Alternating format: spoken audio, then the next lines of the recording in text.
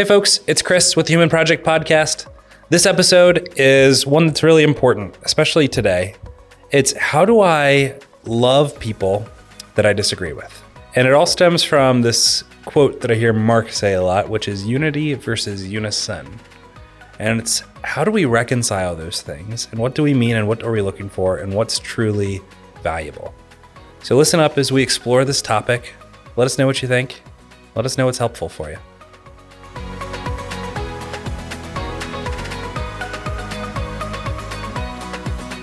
Hey, Mark. Hey, Chris. How's it going?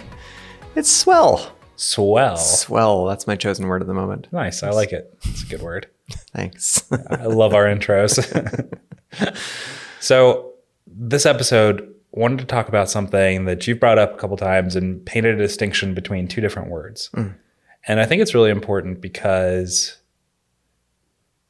especially in today's climate, there's this need to feel like if you don't agree with me, you're against me. Yeah. Kind of thing. Mm-hmm. So you talk about the difference between unity versus unison. Right. So I'd kind of like to explore that thread and see, what do you mean when you say that difference? Yeah. I think there's to pull on what you were just saying, I think we want to belong together. And I think a lot of us assume that means that everybody agrees on, if not everything, a significant majority of things. And so therefore, if we disagree, then we have to have broken relationship. I don't know that it's worded that way. I don't know if we all realize it, but that tends to be how much of the time we're operating. And so that requires that we agree with each other or else relationship is broken. And I don't think that's God's design for it. Since I'm a word nerd and also a musician, I kind of keyed in on that word unison. Because that means literally like when you're in a chorus and you're singing in unison, everybody is singing the same note. At most, you're octaves apart, but it is the same note. Unless the chorus consists of me, then I'm on some different Tone page. deaf aside. Tone deaf aside. So we're all singing the same note. And that's kind of that, to me, a musical equivalent of everybody has to agree. We have to be singing exactly the same note. Now, those are some powerful things that you can put into choral music. And yet, if all we did ever was just sing in unison, that is actually a very boring thing to do. And it's not what we were designed to do. However, it doesn't have to go to the other extreme. Like, we don't have to play extremes here and go like everybody's just doing whatever they want to do, because then that's just cacophony. That's called jazz, actually. That's called modern music. Anyway, that's not jazz. I can differentiate that. I'm gonna have to defend jazz if you're gonna throw punches at jazz. I actually like jazz. It's a cheap shot to take at jazz. And you knew it would get under my skin. Well done. Good job. But we were made to be united around things. Yeah. Doesn't necessarily mean we're always going to be in unison, or even frequently in unison, all singing exactly the same note. It kind of begs that question. It's a beautiful analogy too, because it kind of pulls out a hidden assumption that I think we often have and brings it into the light and go like, what do we want to do with that? Because there's a challenge in that, right? If we're not in unison, then what are we gathered around that keeps us together? Like a choir is singing the same words in most cases, and they have the same beat. They're staying together across something. Even a jazz band, even though they have far fewer constraints, is staying together about something. It's the chord progression typically and the beat. There's something that's keeping them together, and that is more the picture of unity that I think we're designed for. Like anchored towards something. We're anchored on something and towards something. Okay. And then there's differences. And the thing about music I love is those differences are actually what we love about the music. So the harmonies are beautiful, and actually the harmonies even by themselves aren't beautiful unless you have disharmony and tension that then resolves to harmony. And those are all different notes. They're not everybody doing the same note. And that, I think that's a tremendously rich analogy for us in our relationships. I think that's where I want to take this, is in the context of relationships. I get the feeling, and it seems like it's very pervasive now, that unless we are in unison, we are in conflict. Yeah. And we've done episodes about conflict, so I don't necessarily want to rehash everything that we've done with conflict. But what's the good in not being aligned with everybody? Let's start there. Wow. I just taking it back to the musical analogy for a minute, that's actually what makes music rich, is that there is, the harmony, which is different notes, but they work together. So in relationship, you go like, there's some difference of opinion that actually can work together. And then there's actual tension that is important in order to feel the harmony. If you didn't have tension, you wouldn't feel the harmony. Likewise, if you didn't have silence, you wouldn't have the note. Like, you need both of those elements together. And so I'd say in a relationship, like if there was somebody who I agreed with about 100% of everything, that's actually a pretty boring relationship. We might think that that sounds ideal. And yet that is not where the things that are most important and rich in life come from. It's when we have a different perspective on things, a different viewpoint, a different opinion, a different, you name it. It's the diversity of all of those things that creates the richness. That's where we get creative ideas from, for example. Yeah. I think to a lot of people, that element sounds good. I think where the friction hits is, I don't agree with a decision you've made. Or a decision you're making. And is it possible to still love somebody and disagree with something they've done or are doing? Well, let's use an example of God. So I'm going to go to kind of like the extreme, almost, this is almost like the, Sunday school answer here, but can God, did he find a way to be in relationship with us even though we regularly make decisions that aren't in line with him? Obviously, the answer to that is yes. It's a Sunday school answer. And so I think if I can shift your question, it's more like, how could we possibly do that? And I would like to first draw a boundary here, because I think it's easy to go to the extremes on this. So let's just deal with one of the extremes, as if somebody's making decisions that actually harm me.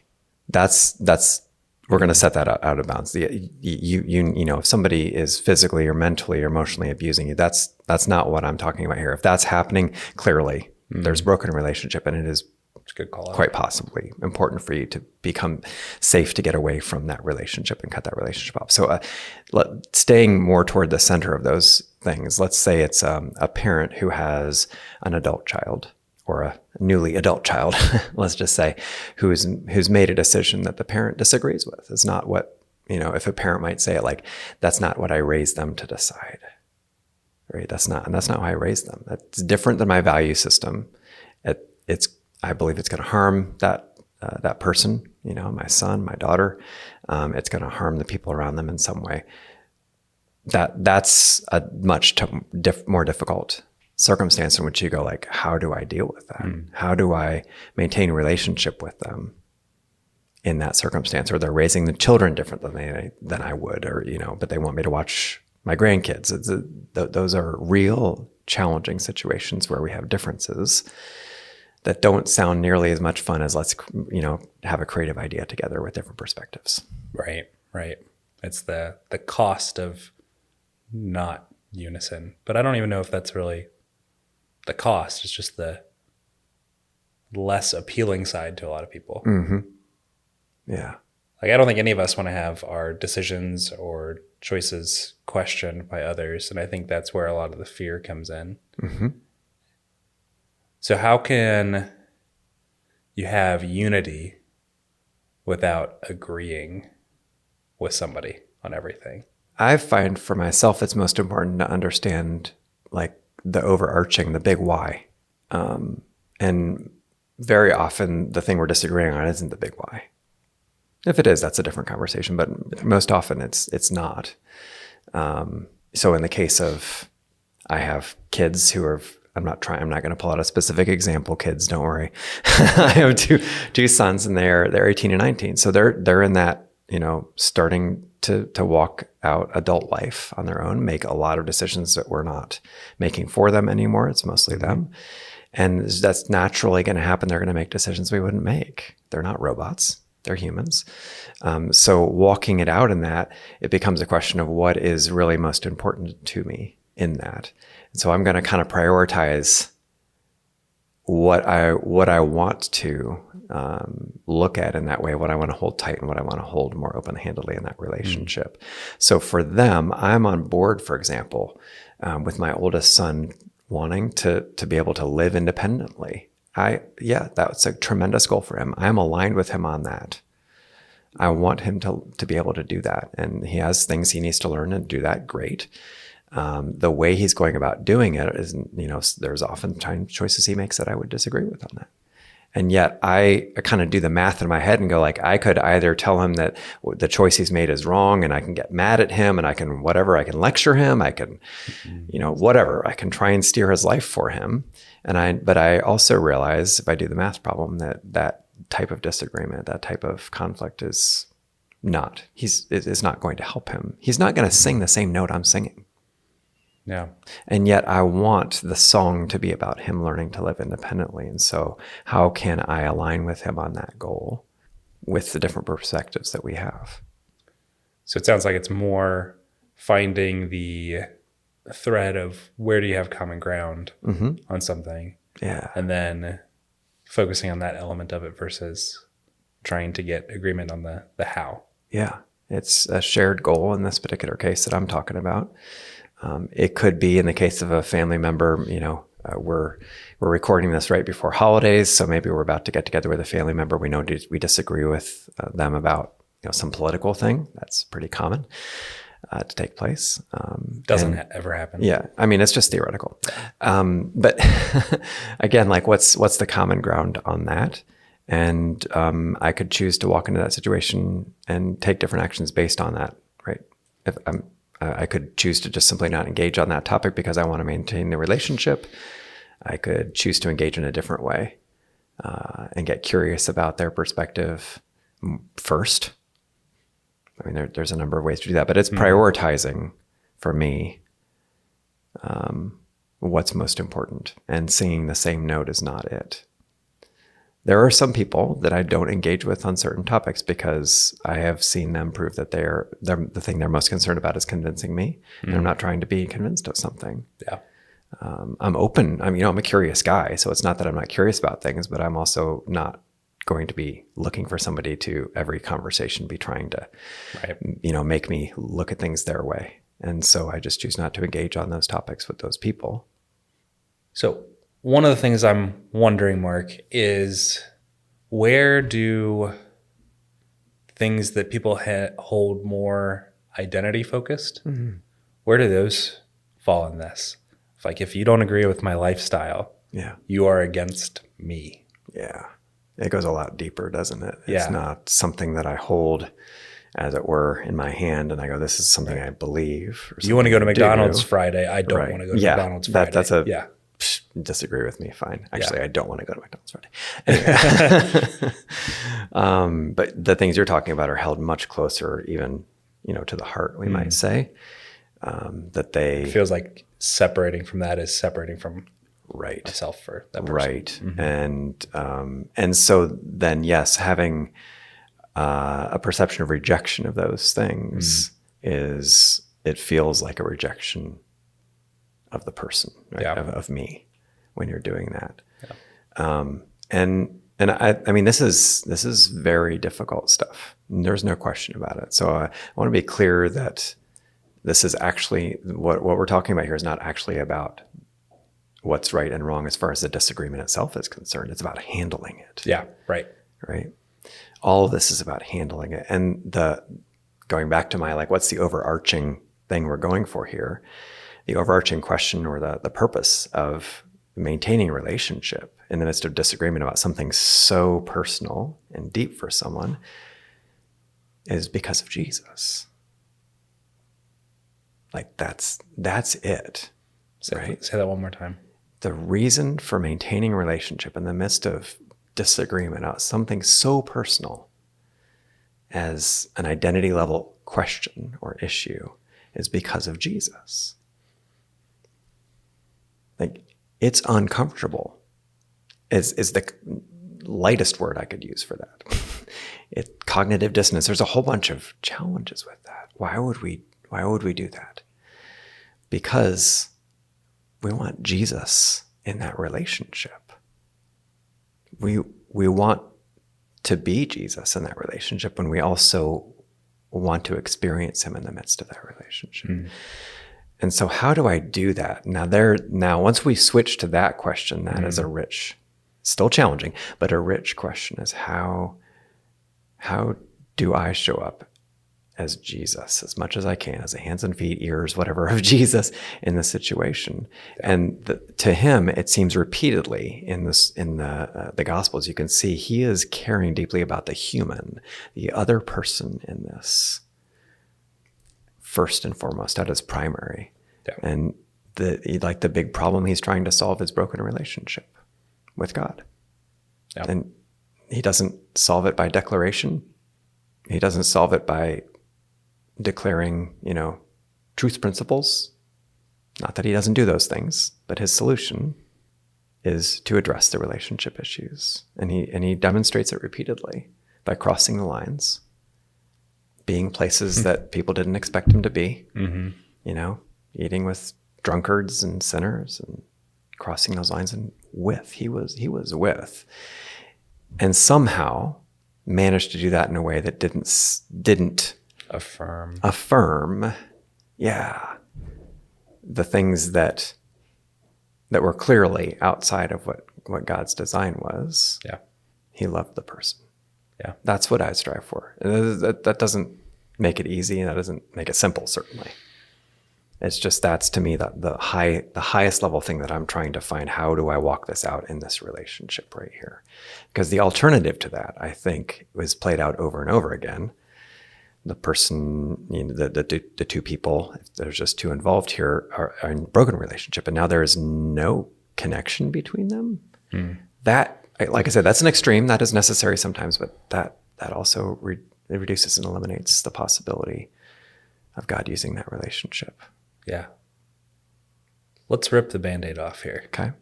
And I think an example would be helpful. Yeah. Okay.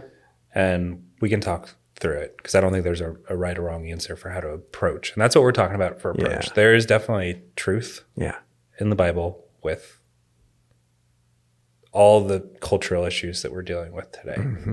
And I don't think that's primarily our problem, is knowing what that truth is. Yeah. For us as believers, it's how do we relate to people with that truth.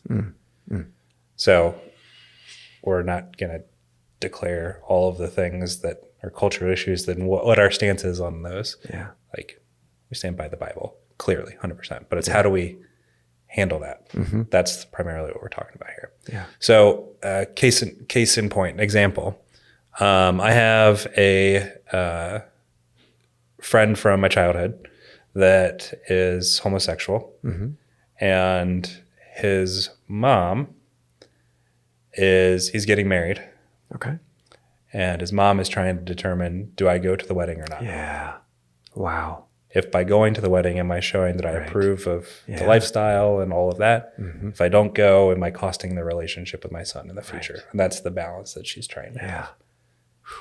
And I'm like, that seems like an unwinnable situation either way. Right. And maybe that's not the right way of looking at it, of like what's winning, but like what's responsible? What would Jesus do? There you go. WWJD. Yeah. That and here we are. So let's take it back to our analogy. These are definitely two different notes. They certainly seem to be in tension with each other. So discord, we might say, in musical terms. Yeah. How do we play these, and what's overarching over top of those? And as you said, there's not a right answer to this. There's not a simple answer to this, because there's much more than even just what you described going on in that scenario. Yeah. But I think those are the right questions to be asking, to be praying through and working through in community.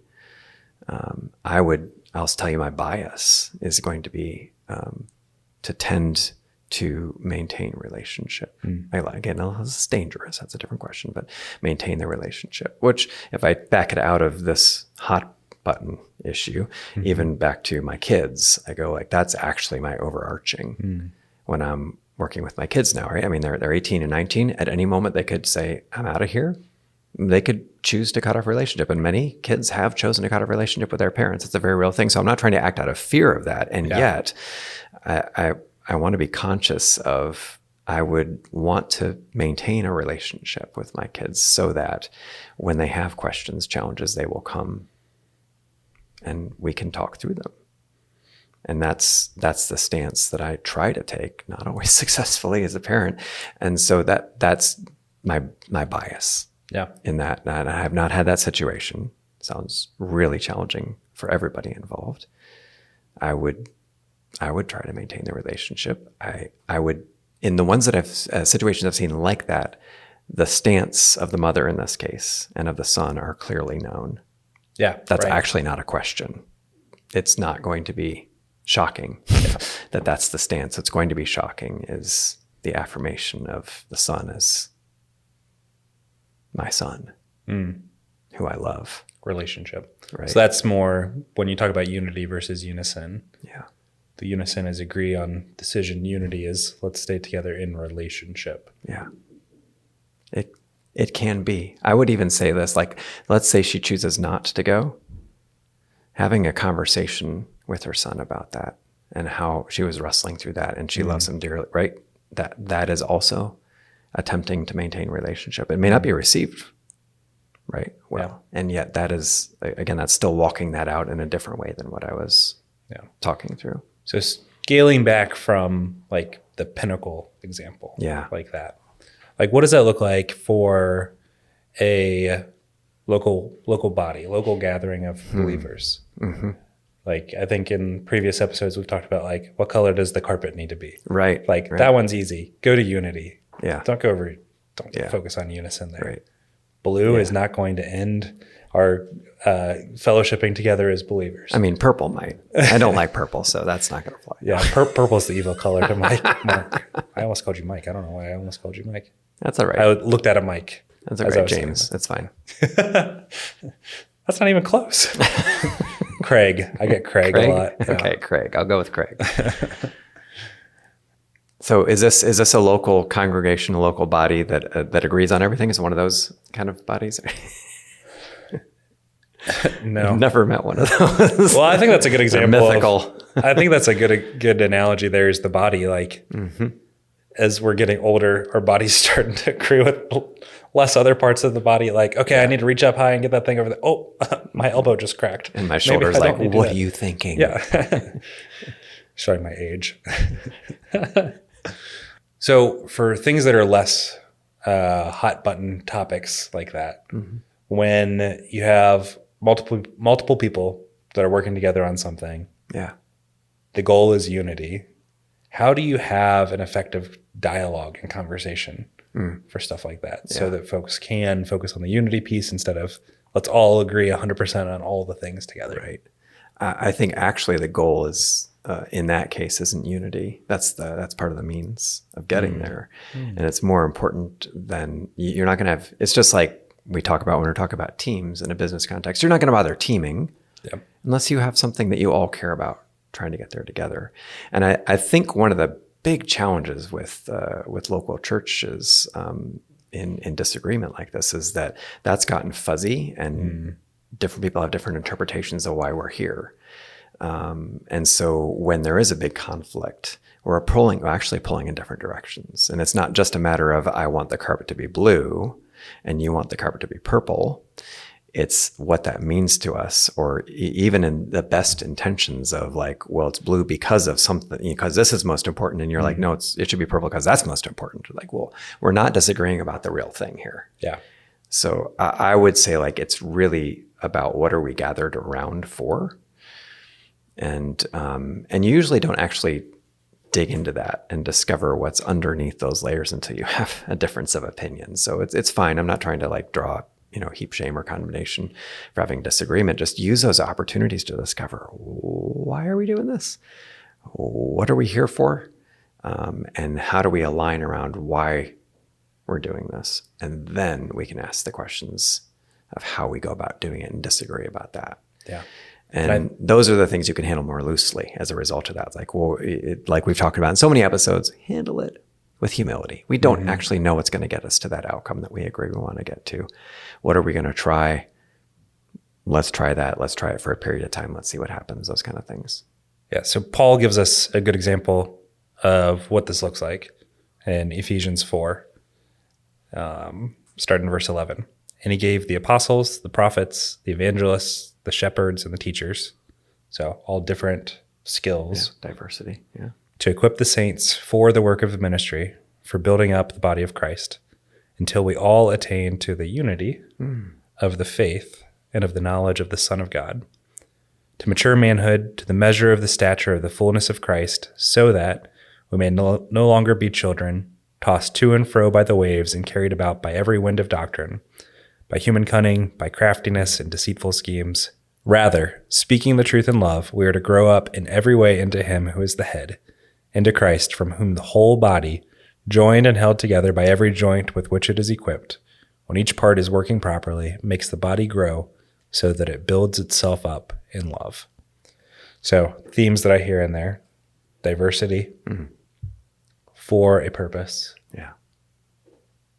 And that purpose is love and soundness, truth and love together. Like figuring out how to reconcile those together. Yeah. Growing that up. Yeah. Yeah. Mm-hmm. We're not going to do that just by always agreeing on everything. Yeah. That's not the design. That's not the intent of doing that. We're also not going to do that just by only shouting the truth over and over again. It is the reconciliation of those two things. Right. Yeah. That helps get to unity. Yeah. It's the difficult, beautiful, challenging, amazing work that we've got.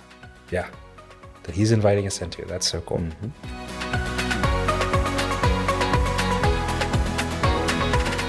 Hey folks, thanks for tuning in today. Behind the mics, you've got myself, Chris Conlin, and Mark Wavle, and our lead editor is Derek Donley. We are a crowdfunded nonprofit. Most of what we do is free because of your generous support. Thank you for joining us in our mission to bring 1 million lives closer to fullness in God's design. To support us financially or to learn more, visit humanproject.us. We'll see you next episode.